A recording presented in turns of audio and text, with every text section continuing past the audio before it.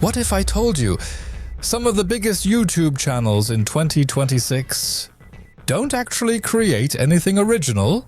No storytelling, no creativity, no real effort, just trends, copied, moments recycled, and content mass-produced, and somehow they're still getting millions of views. So the real question is, are content farm channels still successful in 2026? Or is YouTube rewarding the wrong kind of content? Welcome to Fame Fail, where we break down the rise, the fall, and the uncomfortable truth behind internet culture.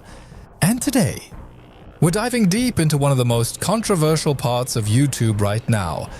Content farm channels, from gaming to drama to theories, these channels are everywhere. So before we begin, make sure you subscribe to Fame Fail, because what you're about to see explains exactly how YouTube really works in 2026.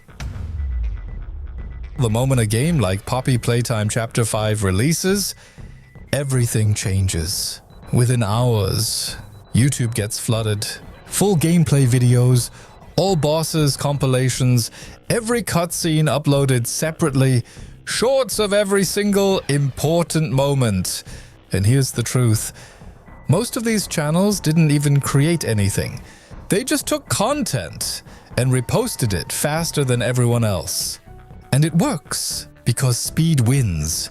Not effort and not originality, just speed. Then it gets worse. You start seeing sad story edits, fake character scenarios, random crossover animations, clickbait thumbnails that don't even match the video. At that point, it's no longer about the game. It's about farming the trend before it dies.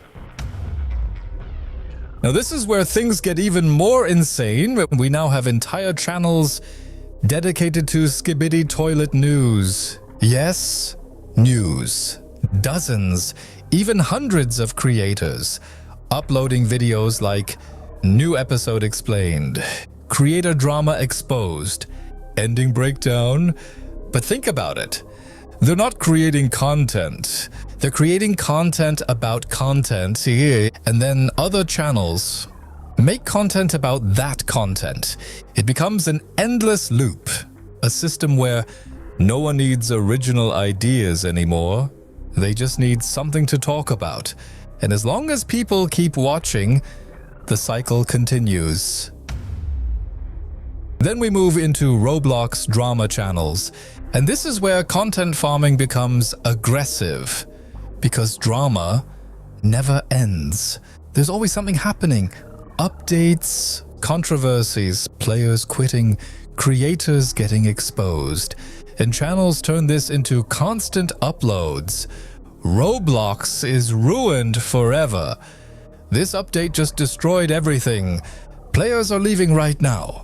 The goal isn't to inform, the goal is to trigger emotion, fear, anger, curiosity. Because emotional content gets clicks. Now take that same formula and apply it to YouTubers themselves. Entire channels now exist just to cover controversies, exposures, downfalls. Every mistake becomes content. Every rumor becomes a video.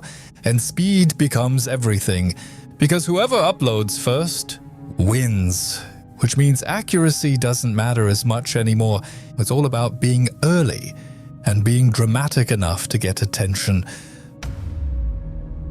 At first glance, these seem different, more thoughtful, more analytical, channels breaking down movies, shows, and episodes, explaining endings, finding hidden meanings. But even here, the same system exists. The moment something trends, hundreds of videos appear. Ending explained. The truth behind this scene, what this really means. Even if there's barely enough content to explain, it gets stretched, repeated, repackaged, because people are searching, and whoever uploads first gets the views. Finally, we have gaming theory and news channels, especially around trending topics like New games, game clones, controversies between studios, and the formula is always the same. This game just killed another game. This is the end of this franchise. This changes everything. Everything is exaggerated. Everything is urgent. Because urgency drives clicks, and clicks drive the system. Now step back for a second. Look at all these categories together. Gaming content, drama content, theory content, they all follow the same rule. Find a trend, exploit it fast, repeat it endlessly. That's the content farm system, and in 2026, it's stronger than ever. Why this still works in 2026. So why hasn't this died? Why are these channels still successful? Because YouTube rewards speed, volume, consistency, not necessarily originality, not necessarily creativity. If people click, the system pushes it, and content farms are designed perfectly for that. But here's the problem. When this content dominates, everything else struggles. Original creators get buried. Creative videos don't get seen, and viewers get stuck watching the same thing over and over again until everything starts to feel the same. So are content farm channels still successful in 2026? Yes, more than ever. But success doesn't mean value. And that's the part most people ignore.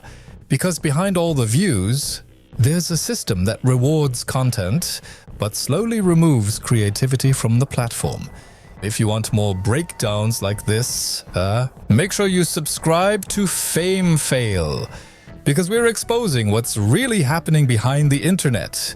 One story at a time, because in a world driven by trends, the fastest creator wins, even if they create nothing at all.